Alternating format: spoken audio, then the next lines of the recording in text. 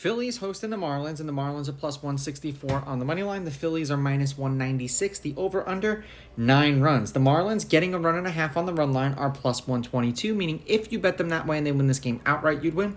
They lose by 1, you win. And the Phillies laying a run and a half on the run line are plus 102, meaning if you bet them that way, they must win this game by a minimum of 2. Now, these are the overnight odds. They're going to change the closer we get to first pitch tomorrow. Thank you for everyone who has joined the Discord. If you have not done so yet, go to my website, rawsportstalk.com, and then go under the membership tab, and you'll see the one that says $14.99 with the Discord. It'll have my best bets.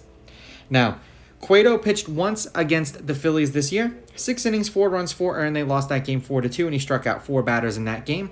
They are 4-3 as a team in his last 5 starts.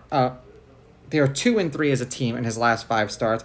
He's averaging 5 1/3 innings pitched and 4.2 strikeouts per game in those games, with an ERA of 3.6. In his last 2 starts, the games went over, but the under is 3-2 in his last 5 starts. His last 3 appearances against the Phillies, he's 1-2, or his team is 1-2, 2023, 2021, and 2017. Losing 4-2, winning 5-3, and then losing 5-3. He averages 6 innings pitched, 6 hits, 3.3 earned runs, 6 strikeouts, 0.7 walks, 1.3 home runs, and 102 pitches. That's his average over the 3 games over the span of 2023, 2021, and 2017. Now, for Nola, he has pitched twice against the Marlins this year. 5 2/3, 4 runs, 4 earned. They lost that game 8-4. He struck out 6. 6 innings, 5 runs, 4 earned. They lost that game 7-3 in Miami, and he struck out 6 in that game. They are 4-1 as a team in his last 5 starts. He's got an ERA of 2.8. He's averaging 5 2/3 innings pitched and 6.4 strikeouts per game in those games.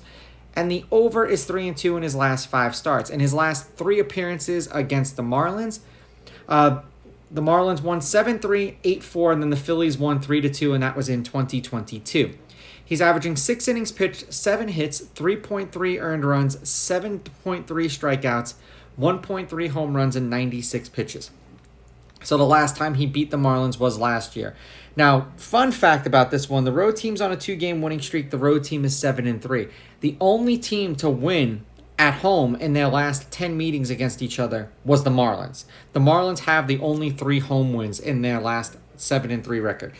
The Marlins are 6-4 against the Phillies in their last 10. The underdog is 6-4 on the money line. The underdog getting a run and a half on the run line is 7-3. There have been 4 one-run games in their last 10 meetings. The under is hit in their last 2. The under is 5-4-1, and the under 9 specifically is 7-3. And for those who are weather aficionados, it's going to be raining. The wind is going to be blowing out at 6.9 miles an hour to start the game, and then it tapers off under 5. The game they played today, the Marlins won 3-2, and the previous game to that, the Phillies won 4-2. The game to that, before that, the Marlins won 9-8. That was in Miami. And then the 2 previous games to that, the Phillies won 3-1 and 4-2 in Miami. The Marlins are 7-3 in their last 10.